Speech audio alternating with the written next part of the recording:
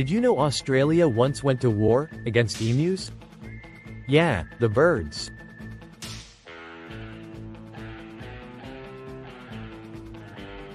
In 1932, over 20,000 emus invaded farmlands, ruining crops. So the Aussie government sent the military, with machine guns.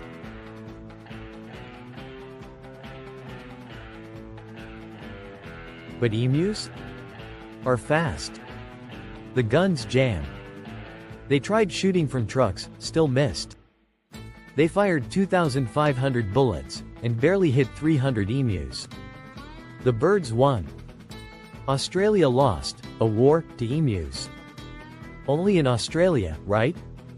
Smash like if that blew your mind and follow for more weird history.